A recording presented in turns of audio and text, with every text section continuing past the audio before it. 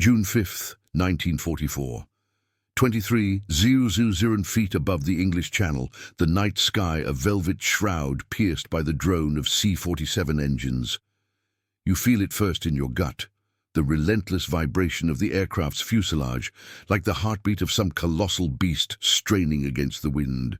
Inside the belly of this skytrain, the air hangs thick with the scent of oiled metal, stale coffee, and the faint, acrid tang of fear-swept sweat. Dim red lights cast elongated shadows across the faces of the men strapped into their jump seats, their silhouettes rigid against the bulkheads. Sergeant Elias Eli Harlan, a wiry farm boy from Iowa with calloused hands that had once baled hay, now gripping the edges of his parachute harness, stares at the riveted floor. His M1 Garand rifle rests between his knees, its wooden stock worn smooth from drills that now feel like distant memories. Beside him, Lieutenant Marcus Hale, the platoon leader with a jaw like chiseled granite and eyes that have seen too many sand-swept battles in North Africa, checks his watch for the umpteenth time. The luminous dial glows faintly, 23:45 hours. "Steady, boys," Hale mutters, his voice cutting through the engine's growl like a knife. "This ain't Sicily, this is the real dance." His words are for the others, but Eli catches the slight tremor in them, a crack in the armor. Hale's Thompson submachine gun dangles from his shoulder, fully loaded, its drum magazine a heavy promise of close-quarters fury. The plane bucks, suddenly, and caught in a crosswind whipping up from the dark waters below. You can almost taste the salt spray through the seams, mingling with the canvas and leather smell of the Paratroopers' gear. Chutes packed tight, reserve packs strapped to their chests, demo charges clipped to belts. Each man is a walking arsenal, their faces smeared with black camouflage paint that makes them ghosts in the crimson glow. Private Tommy Ruiz, the kid from Brooklyn with a perpetual smirk and a deck of cards tucked in his pocket for luck, fumbles with his helmet strap. "Hey, Sarge," he whispers, leaning close enough for Eli to smell the gum on his breath. Wrigley's spearmint, a luxury smuggled from home. "You think the Krauts are throwing a party down there? Balloons and all?" Eli forces a grin, but it doesn't reach his eyes. "If they are, we're the uninvited guests, Tommy, with gifts." He pats the satchel at his feet, heavy with something lighter than explosives, but no less vital. Bundles of straw, wire frames, and fabric scraps that the brass back at base had laughed about during briefings. Dummy paratroopers, the quartermaster had called them, sketching crude parachutes on a blackboard.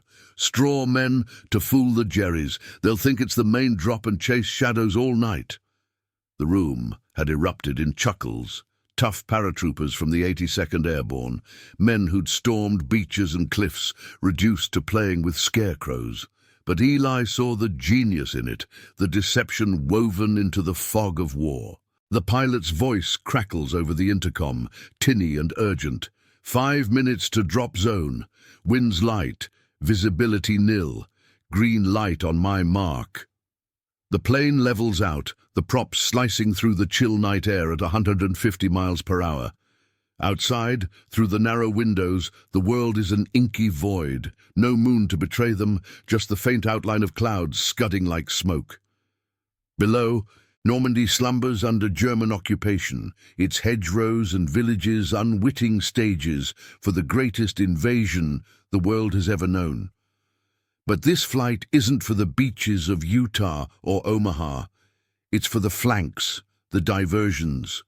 Operation Titanic, they call it, a sideshow to draw Panzers and flack away from the real paratrooper drops inland. Hale stands, his boots thudding against the metal grating, and motions for the stick to form up. Eli rises with the others, the weight of his pack shifting, 70 pounds of gear pulling at his shoulders. The static line, hooks, snap into place along the cable overhead, ready to yank them into the abyss. Hearts pound in unison, a rhythm faster than the engines. Ruiz crosses himself quickly, murmuring a prayer in Spanish under his breath. Eli thinks of his sister's letters, tucked in his breast pocket. "Come home, Eli. The farm needs you." But tonight, the farm feels a lifetime away. The green light flares above the door like an emerald signal fire. The crew chief yanks the door open, and the wind rushes in, a howling beast that tugs at uniforms and whips the red lights into frenzy. Cold air bites at exposed skin, carrying the distant rumble of anti-aircraft fire from the coast. Hale is first, his silhouette framed against the void as he shuffles forward. "For freedom!" he bellows, and then he's gone, tumbling into the night with a whoosh of silk. Eli's turn comes fast. He hooks his rifle to his leg, grabs the edge of the doorframe. Rough, cold steel under his gloves, and feels the planes shudder as another body exits. The world tilts, and suddenly you're weightless, the rush of air slamming into you like a wall. Chute deploys with a jolt that snaps your neck back, the canopy blooming above in the darkness. Below, the earth is a patchwork of shadows, fields stitched with bocage hedges, the glint of a river under starlight. Flares bloom in the distance, German tracers arcing like angry fireflies, probing the sky. Eli twists in his harness, scanning for the others. Shapes descend around him, dark specks against the lighter grey of clouds. But not all are flesh and bone. Mixed in the drop are the dummies, lightweight effigies rigged with small charges to simulate gunfire upon landing.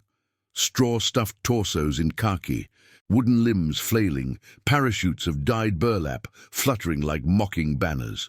From the ground, they'll look real enough. A full company of paratroopers materializing from the heavens, sowing chaos in the wrong sector. The ground rushes up, a black expanse dotted with the white eyes of farmhouses. Eli's boots hit soft earth, a meadow damp with dew, and he rolls, unhooking his chute as it billows behind him like a fallen ghost. The night erupts around him, distant explosions, the chatter of schmeissers from patrols roused by the invasion. He unslings his garand, crouching low amid the tall grass that whispers against his fatigues. Hale's voice cuts through the dark. "Sound off! Ruiz! Harlan! Here!" Eli calls, low and sharp. As he deploys the first dummy, he drags the bundle from his pack, 20 pounds of straw wired into a human shape, helmet askew, a burlap chute tangled artfully. With practiced hands, he positions it on the ground, arms splayed as if just landed. A potato masher grenade clutched in its fist. A quick tug on the hidden wire, and a small flashbang pops, mimicking a rifle shot. In the distance, engines growl, half-tracks revving to life. They work feverishly, the squad scattering the decoys across the field. One soldier slumped against a fence, another sprawled near a ditch, their pyrotechnics crackling like a skirmish. Laughter from earlier briefings echoes in Eli's mind. Just straw. The officers had scoffed. But now, as headlights pierce the hedgerows and the first Panzer rumbles into view, its 80mm cannon swiveling toward the fight, Eli knows the jokes on the Germans. All night, these phantoms will draw them in, tying up armor that should be racing toward the real battle. The air fills with the stink of diesel and cordite as a PZK-PFWR-4 lumbers closer, its treads churning the mud. Eli dives for cover, heart thundering as the dummy line holds, straw men standing firm against steel. The mud sucks at Eli's boots as he belly crawls through the grass, the damp earth cool against his elbows, carrying the earthy scent of turned soil and crushed wildflowers. The PZK-PFWR-4's engine roars like a wounded dragon, its tracks grinding furrows into the meadow just 50 yards away. Turrets creak as the gunner scans the battlefield, the beam of a searchlight sweeping across the decoys, straw figures frozen in mock agony, their burlap parachutes sagging like deflated dreams. A burst of machine gun fire rakes the ground, stitching the air with lead that winds past Eli's helmet, close enough to pluck at the grass blades inches from his face. You can feel the vibration through the soil now, the tank's weight compressing the night into a tense hush, broken only by the sporadic pops from the dummies' hidden charges. Eli presses his cheek to the dirt, tasting grit between his teeth. His Garand clutched tight enough to whiten his knuckles. Hale's signal whistle pierces the dark, a short, sharp trill from the hedgerow to his left, urging the squad to hold position. No firing back, that's the order. Let the phantoms do the talking. Ruiz, somewhere in the shadows, risks a low chuckle that dies quick as the tank's idling growl. They're buying it, Sarge. Look at 'em squirm. From his vantage, Eli watches the German crew bail out, their Feldgrau uniforms blending with the gloom as they fan into the field, Mauser rifles at the ready. A sergeant barks orders in guttural bursts. Schnell, überprüfen Sie die Leichen! His flashlight beam dancing over the nearest dummy, the figure slumps convincingly. A canvas arm flopped across a burlap chest painted with crude insignia, a toy bayonet fixed to its side. The German prods it with his boot and the rigged spring triggers. A muffled crack like a suppressed shot, followed by a puff of smoke from the dummy's rifle.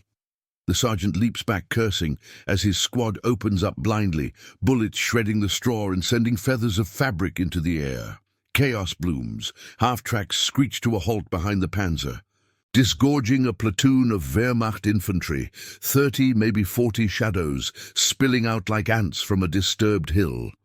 Their boots thud in the mud, flashlights crisscrossing the meadow as they advance, shouting about Amerikaner Fallschirmjäger. Eli's pulse hammers in his ears, syncing with the distant thunder of more engines revving up from the road. The deception's working too well. Already. The air hums with radio chatter, clipped and urgent, calling for reinforcements. Operation Titanic's first wave. Dummies dropped miles from the real zones, laced with noisemakers and flares to mimic a botched paratrooper landing. Brass back in England figured it had pinned down a division's worth of krauts, and from the growl of approaching motorcycles, it's hitting the mark. Hale crawls up beside Eli, his breath hot and ragged against the sergeant's ear. Good work on that line, Harlan. They're hooked. Now the second batch, get 'em in the orchard yonder. Ruiz, cover the flank. The lieutenant's eyes gleam in the faint starlight, a mix of grim satisfaction and the raw edge of survival. He slings his Thompson low, ready for if the ghosts turn too real. Eli nods, slinging his pack higher, the remaining dummies jostling like awkward children inside. He signals Tommy with a hand wave, 2 fingers east, and they move, bellies to the ground, skirting the field's edge where the bocage hedge rises like a tangled wall of thorns and ancient roots. The orchard waits beyond.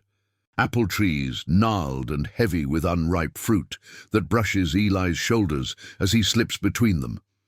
The air here smells sweeter, fermented by fallen windfalls, undercut by the sharp bite of gun oil from the Germans' advance.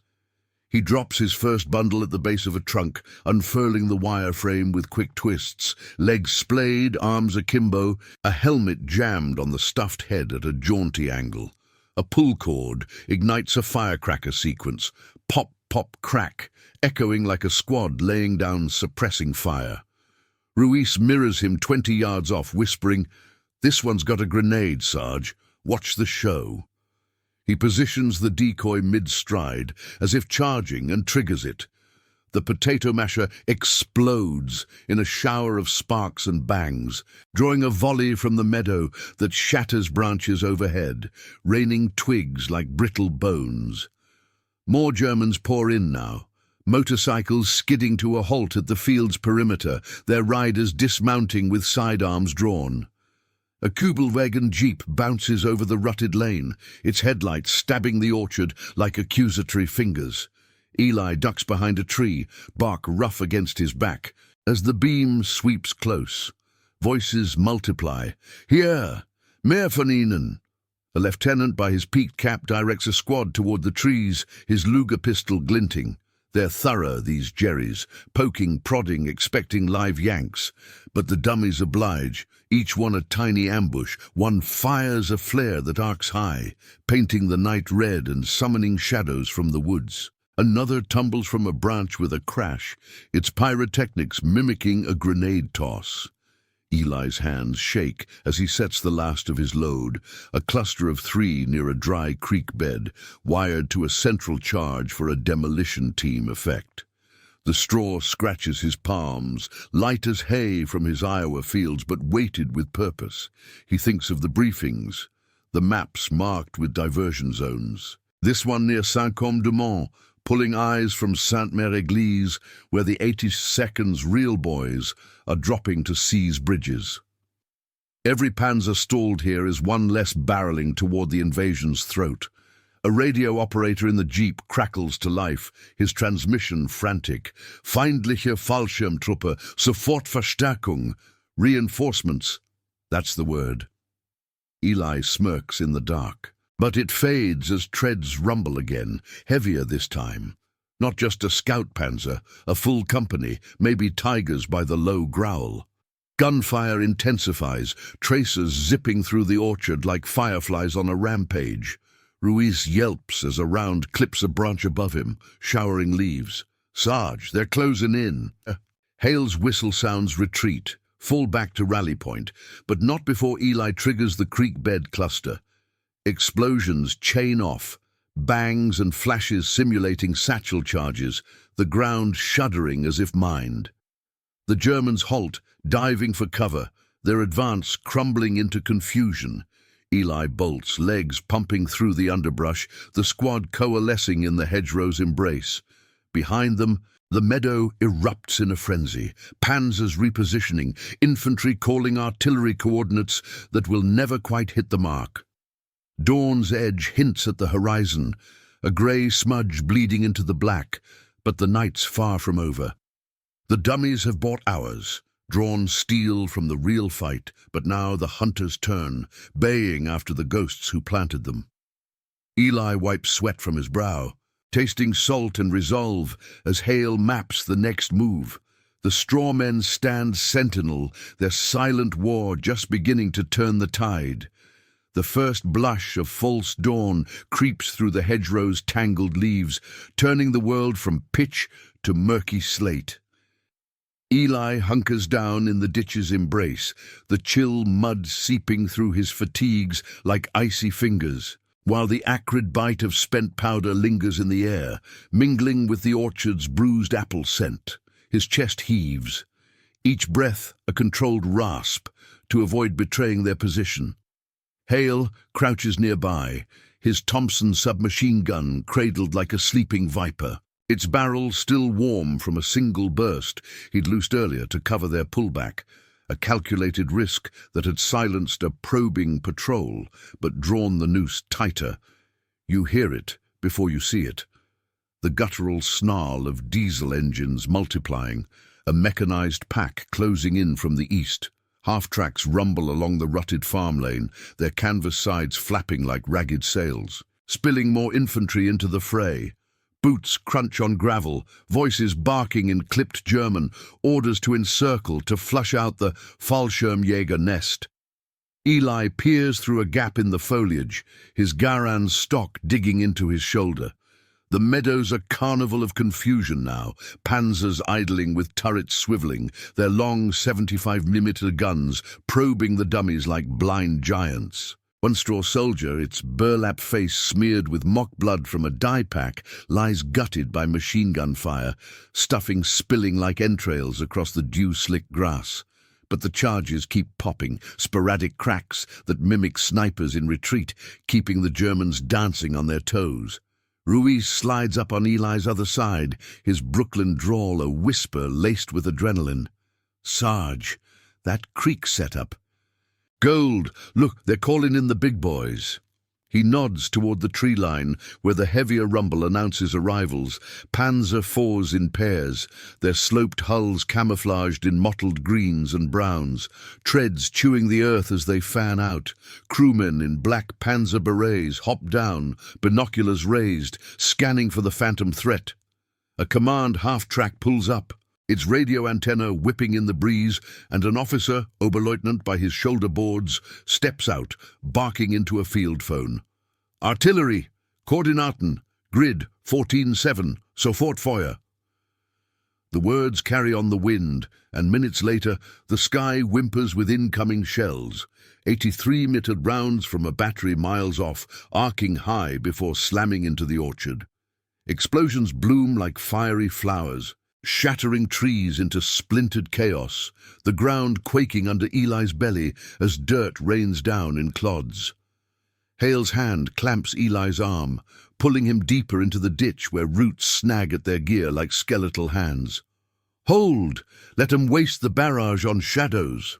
The lieutenant's voice is steel, but his eyes flick to the horizon, calculating. Operation Titanic's script is unfolding.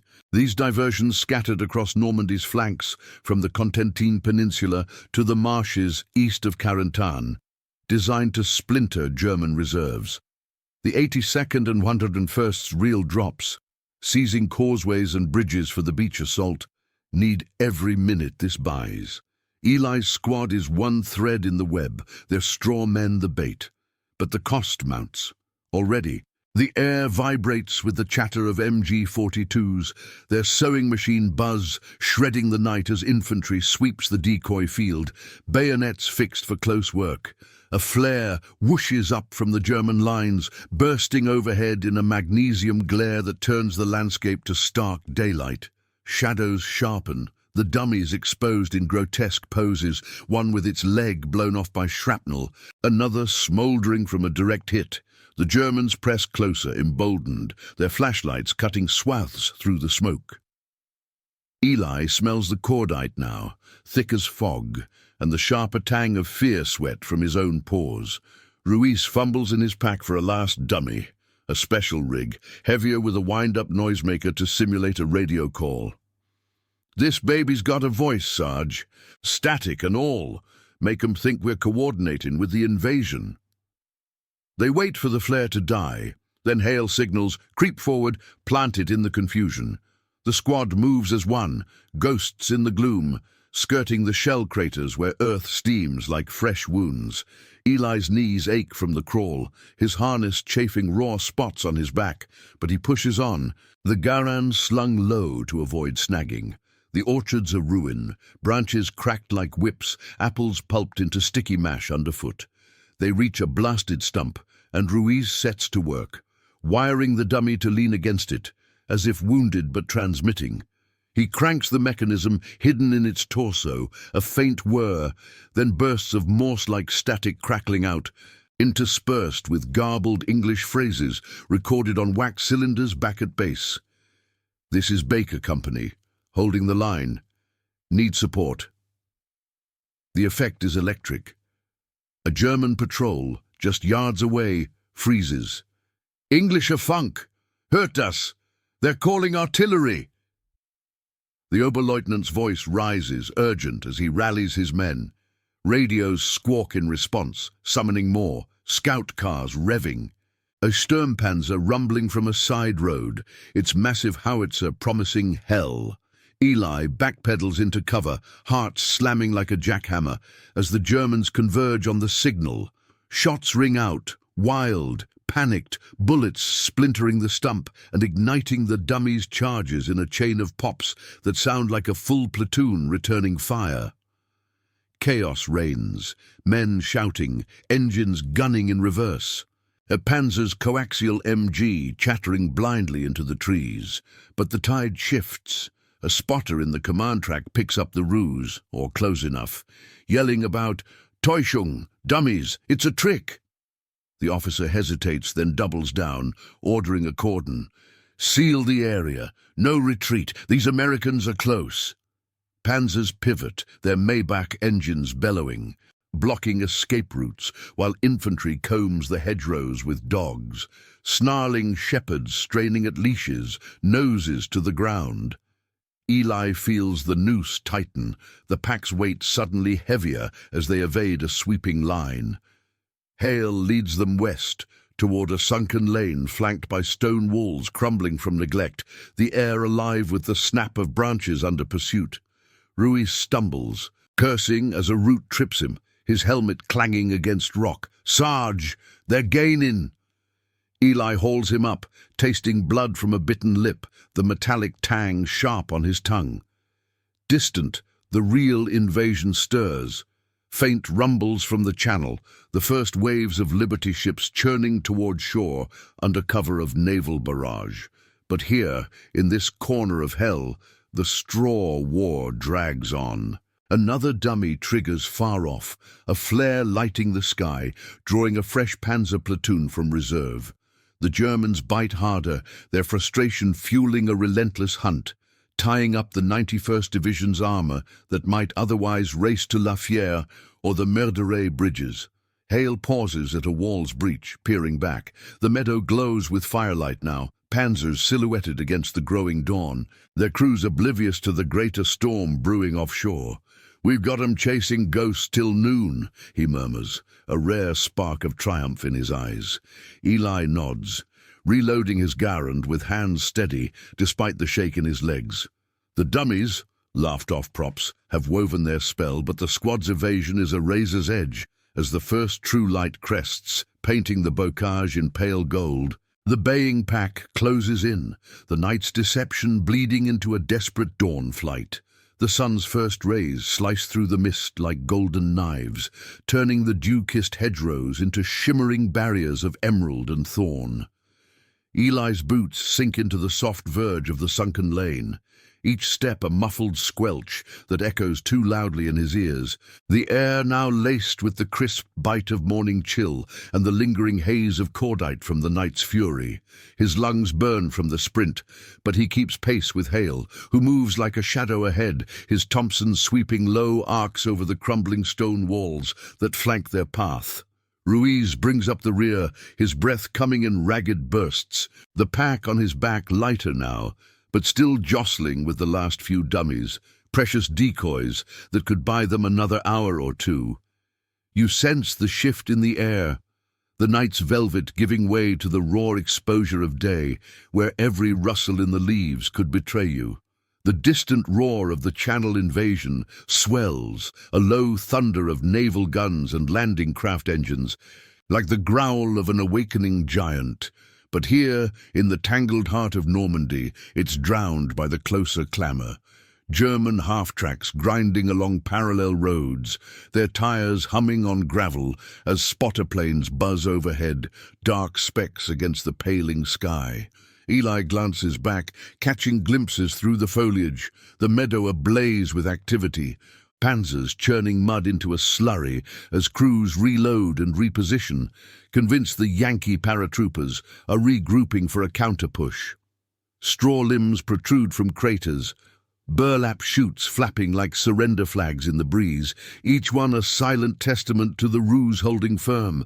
Hale halts at a junction where the lane dips into a copse of elms, their branches arching like skeletal fingers over a shallow brook that gurgles indifferently.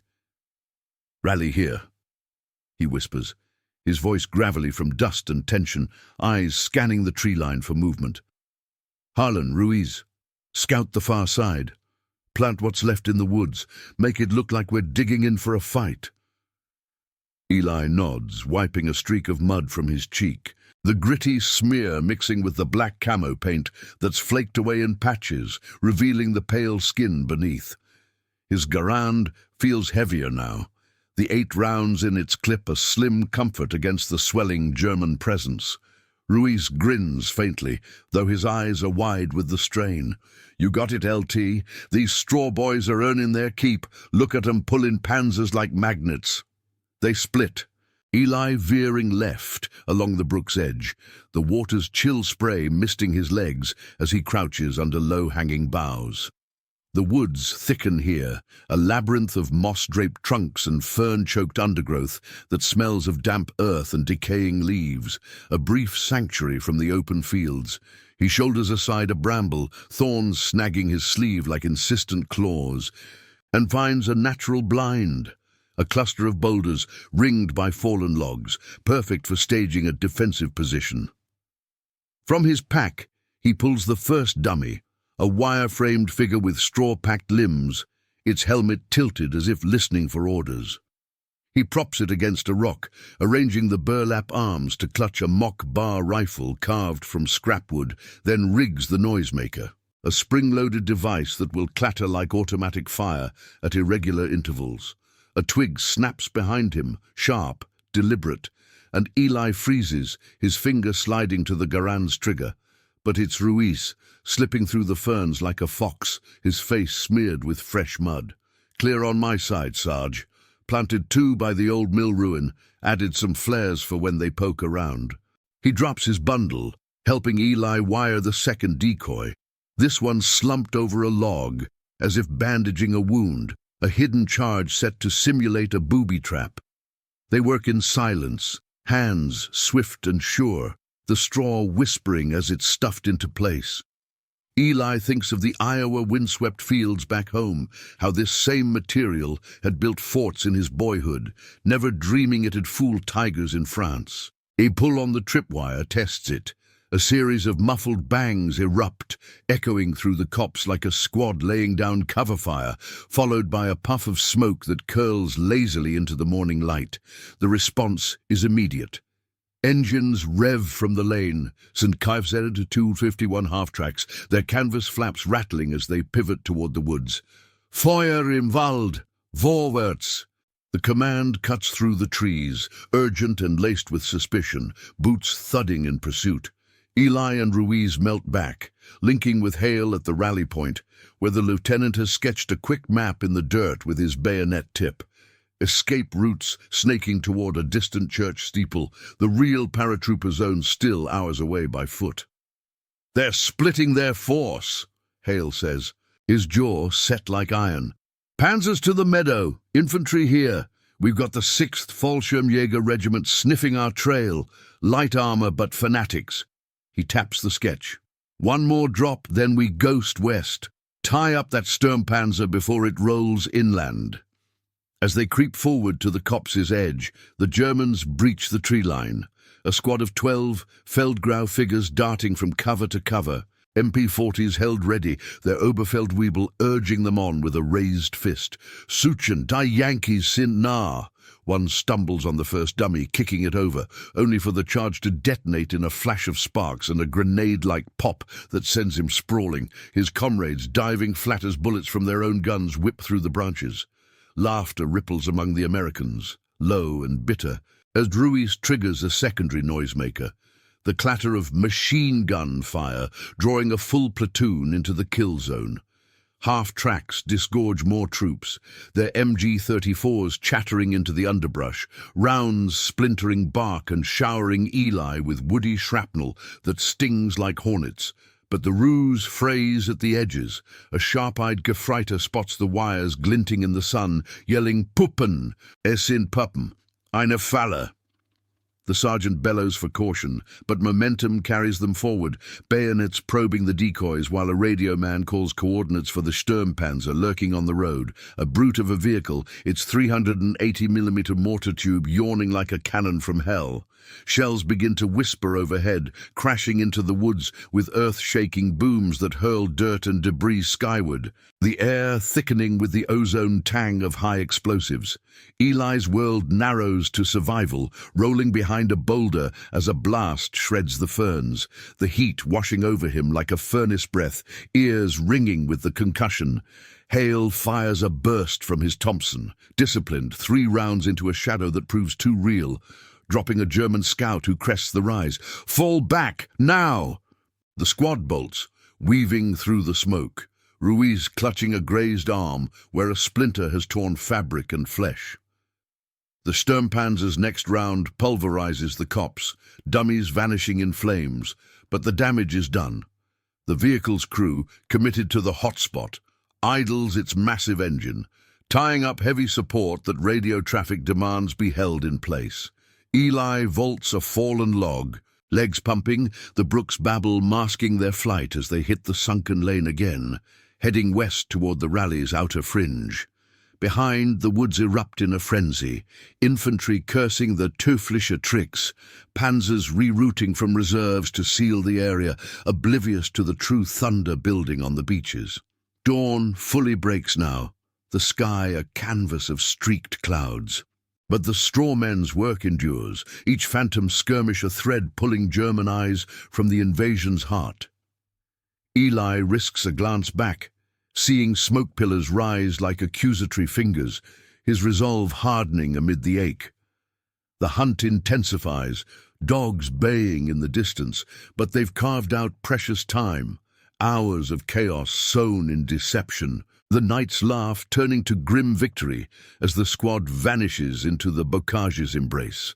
The bocage swallows you whole, its labyrinth of earthen banks and thorny hedges rising like ancient ramparts.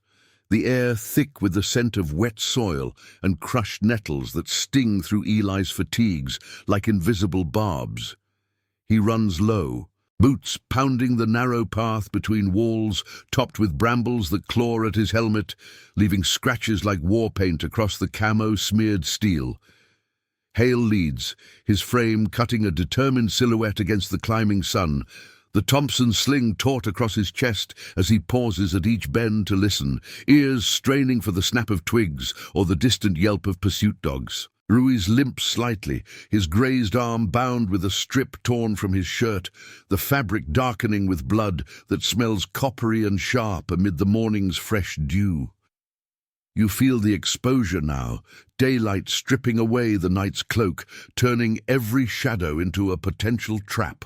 The sunken lanes twist like veins through the countryside, flanked by apple orchards whose branches sag under unripe fruit.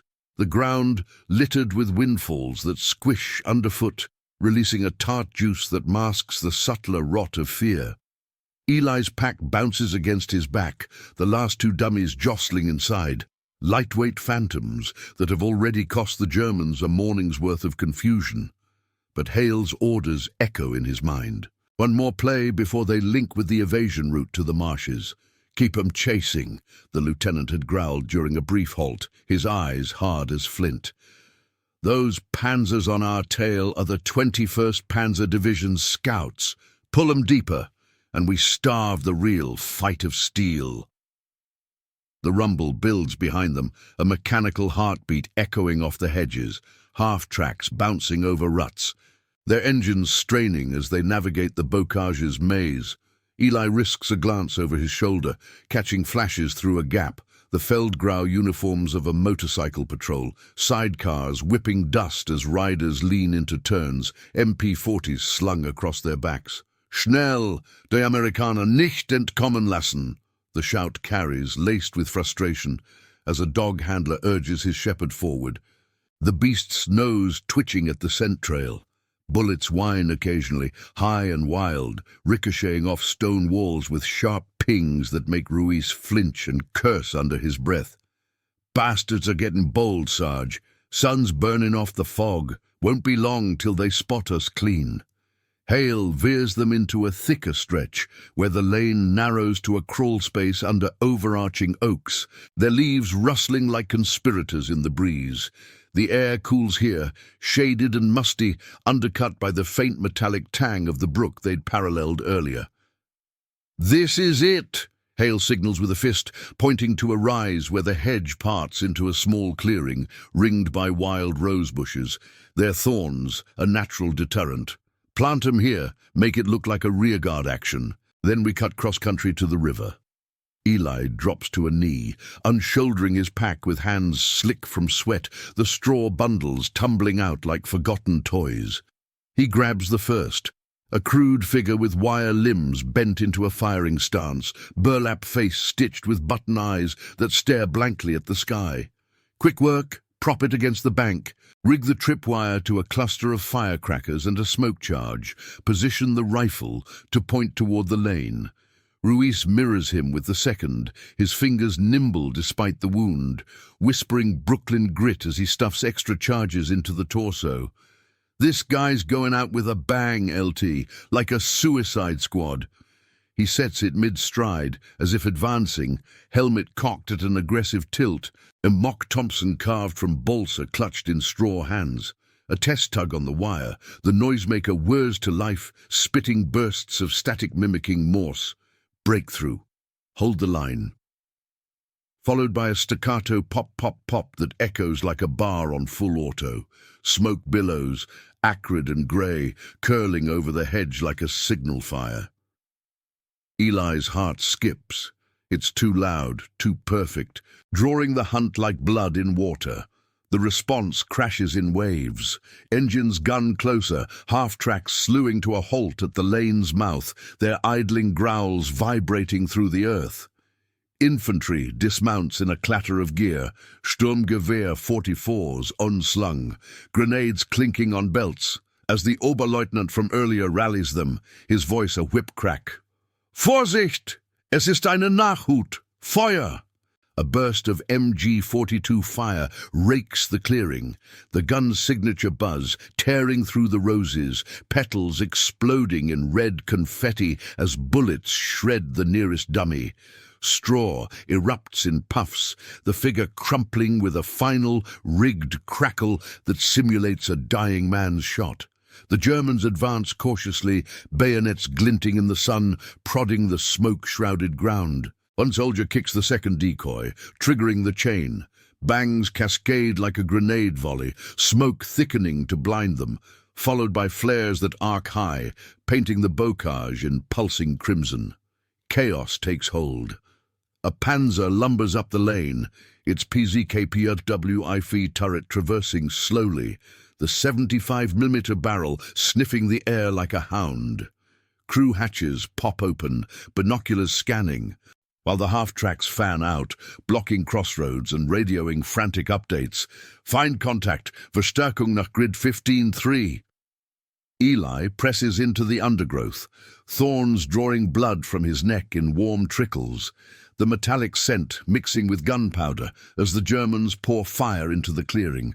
Shells from the Sturmpanzer, held in reserve but now committed, whistle overhead. One slamming into the hedge with a thunderous crack that showers dirt and splintered wood. The blast wave flattening Eli against the bank, ears ringing like struck bells. Hales Thompson speaks once, a controlled trio of rounds that drops a forward scout mid-stride, his cry guttural and final. Go river now! The squad bolts, weaving through a breach in the wall. Ruiz's limp slowing him, but his grit pushing through. They hit open pasture briefly, grass whispering underfoot. The sun hot on their backs as they dash for a tree line where the Murderette River glints like molten silver in the distance. Behind, the clearing devolves, Panzers grinding forward, crushing the dummies under treads that spew mud and burlap, infantry shouting about more Yankees. As the flares draw a fresh wave, mortar teams setting up, their tubes thunking rounds into the smoke. The Oberleutnant, face twisted in rage, orders a wider sweep, committing a company to the pocket, their vehicles churning the lanes into quagmires. Eli's legs burn, lungs heaving the clean morning air, laced with distant salt from the channel. Where the invasion's roar now pulses like artillery, cruisers pounding coastal batteries, the first troops hitting sand. But here the diversion peaks. Radio chatter crackles audible even over the din, pulling the 91st Luftlander Division's remnants from inland reserves. Panzers rerouting from the vital causeways. A spotter plane drones low, its engine a wasp's buzz. Wings tilting as it circles the clearing, but the smoke fools it too. The pilots report tying up flak units that might otherwise strafe the real drops. They reach the river's edge, a steep bank dropping to shallow waters that rush cold and clear over pebbles. The opposite shore a tangle of reeds, promising cover. Hale signals halt, scanning for patrols. None yet. The Germans too entangled in the phantom fight. We've bled 'em dry, he says, voice rough but edged with victory, as Ruiz splashes in to test the ford, water soaking his boots to the knees. Eli reloads his Garand, fingers steady, the straw war's toll etched in bruises and scrapes. The dummies, laughed at as just straw, have woven a net of deception. Hours of German might snarled in false leads. Buying the beach is their window. But the baying grows closer, dogs splashing into the lane, and Hale waves them across. The river pulls at their legs like reluctant hands, the current whispering of escapes yet to come, as the sun climbs higher, casting long shadows over a morning turned to frenzy. The river's chill grips Eli's legs like a vice as he wades deeper, the current tugging at his fatigues with insistent fingers, pebbles shifting treacherously under his boots. Water splashes cold against his thighs, carrying the faint, briny whisper of the channel miles away, where the invasion's thunder now rolls in earnest. Naval guns barking like colossal hounds, their echoes vibrating through the earth even here in the bocage's tangled veins. Hale is across first, hauling himself up the far bank with a grunt, mud caking his hands, as he extends a grip to Ruiz, who stumbles in the flow, his wounded arm held high to keep the dressing dry. "Easy, kid," Hale mutters, his voice a low rumble over the rush. "We're not done yet. Keep that head down." You taste the spray on your lips, sharp and mineral, mingling with the sweat that's carved salty tracks down Eli's face, his camo paint streaked like war tears. The murderette isn't wide, but it's a barrier, its reeds swaying like sentinels on the opposite shore, promising thicker cover in the marshes beyond. Eli pushes through, the water rising to his waist now, soaking his pack until the last dummies inside feel like sodden ghosts. His Garand is held aloft, barrel dripping, the wooden stock slick in his grasp. Behind them the pursuit crests the near bank. German shouts pierce the air, harsh and frantic. "Halt! Fire!" Followed by the staccato chatter of Schmeissers, bullets plucking at the surface like skipping stones, sending geysers of foam skyward inches from Eli's heel.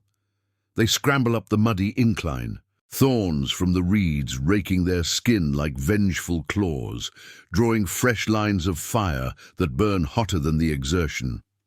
Hale dives into a thicket of willows, their drooping branches forming a green curtain that muffles the splashes of their passage. Eli follows, Ruiz close behind, the three of them crawling now through the muck. The ground a soup of clay and decaying vegetation that clings to their knees and elbows. The air hangs heavy here, saturated with the rot of stagnant pools and the sharper sting of gunpowder drifting on the breeze. Distant explosions punctuate the morning, Allied bombers droning overhead, their payloads turning coastal forts to rubble. But closer, the Germans splash into the river, boots churning the shallows, dogs barking with feral urgency as handlers curse the slippery ford. Eli's breath comes in measured huffs, his chest tight from the cold and the chase, but a grim elation stirs in his gut. The dummy's work echoes in the chaos behind, flares still popping sporadically from the clearing, drawing fresh volleys that waste German ammo on empty air. Radio traffic crackles faintly, intercepted snippets in the wind. Falsche Landung, mehr Panzer schicken. The 21st Division's command fracturing under the weight of phantom threats. Operation Titanic's web has spun wide, sister teams dropping decoys from Carentan to the Vire, each bundle of straw a lure, pulling reserves from the invasion's flanks. Eli's squad alone has snarled a Panzer company and 2 infantry battalions, their night of deception bleeding into day, buying the 82nd Airborne precious hours to secure the bridges at La Fière and Chef du Pont. Hale signals a halt in a depression ringed by tussock grass, the marsh's edge where the ground softens to quagmire, sucking at their boots like a living trap. He peers back through a screen of rushes, his eyes narrowing as the first Germans emerge on the far bank, silhouettes dripping and cursing, rifles raised. A half-track grinds to a stop upstream, its 50 cal mount swiveling toward the water, the gunner traversing in slow arcs. They're bottlenecked, Hale whispers, a rare flicker of satisfaction cracking his granite facade. Rivers slowing 'em, gives us the marsh run. Harlan, Ruiz, one last plant, make it count. Eli nods, fishing the final dummies from his pack. Two sodden figures, straw-matted but frames intact, their burlap skins heavy with river water. He and Ruiz work feverishly in the grass, the mud squelching under their elbows as they position the first against a gnarled root, wiring it to slump as if covering a retreat. The noisemaker, waterlogged but stubborn, whirs to life with a tug, bursts of crackling static mimicking urgent calls for extraction, interspersed with bangs that simulate a desperate firefight. The second goes prone in the shallow's edge, rifle aimed back across the river, a smoke charge rigged to bloom on contact. Ruiz's hands shake slightly as he sets the tripwire, his Brooklyn accent thick with strain. "These guys are swimming their last, Sarge. Hope the Krauts take the bait one more time." They trigger it as they pull back. Smoke coils up in lazy spirals, the pops echoing like a rearguard holding the line. The effect is swift. The half-track's MG opens up, tracers lancing across the water in fiery stitches, while infantry wades deeper, drawn to the wounded decoys. A Panzer rumbles into view on the near side, its turret barking a 75-millimeter round that obliterates the riverbank in a geyser of mud and reeds, the shockwave rippling the marsh like a stone in a pond. Shouts multiply. "Dort! Schießen Sie!" As the Germans commit, boats launched from upstream, their prows cutting white wakes toward the smoke. Eli feels the ground tremble under the tank's treads as it fords clumsily, water surging around its hull, crew hatches battened against the spray. The squad presses on, weaving through the marsh's deceptive calm. Pockets of open water that hide sucking bogs, the air alive with the buzz of insects rising from disturbed muck. Eli's boots sink to the ankles, each step a laborious pull, the cold seeping into his bones like doubt. But the diversion holds. Behind, gunfire intensifies, the Panzer's engine bellowing as it grinds ashore, only to trigger the second dummies charge. A chain of explosions, firecrackers and flares erupts, painting the shallows red and drawing a full platoon into the kill zone. Radio squawk orders to reinforce, pulling more from the roads leading to Utah Beach, where the first GIs are clawing up the sand under withering fire. Hours blur in the evasion. The sun climbs to midday, baking the marsh into a steamy haze, the bocage giving way to open flats dotted with bomb craters from earlier raids. Eli's world narrows to survival, the ache in his legs, the metallic thirst in his throat quenched by brackish stream water, Ruiz's limp worsening, until Hale fashions a sling from vines to support the arm. They evade patrols by inches. Once, hunkered in a crater as a Kubelwagen buzzes past, its occupants arguing over maps. Another time, Hale's knife silencing a lone scout whose throat gurgles wetly in the grass. The Germans fracture, their hunt splintered by false leads, the dummies' echoes luring squads into ambushes of their own making, Panzers bogged in the river crossing, radio nets clogged with reports of scattered paratroopers that tie up the 91st Division's entire flank. By afternoon, the marsh thins to meadows, and distant cheers carry on the wind, real paratroopers linking up, the 101st securing their objectives amid the chaos. Hale crests a rise, spotting the glint of Allied helmets in a tree line. A forward patrol from the 502nd, their faces grimed but alive with the invasion's momentum. "There," Hale breathes, relief etching lines around his eyes. "We made it." Eli collapses beside him, the Garand across his lap, as Ruiz whoops softly, the sound raw and triumphant. The river behind smokes with spent fury. Panzers mired and infantry scattered, their steel diverted from the beaches where the tide of freedom surges unchecked. In the evening's golden light, as medics tend Ruiz and Hale debriefs the patrol leader, a captain with a 101st patch, Eli stares back toward the murderette.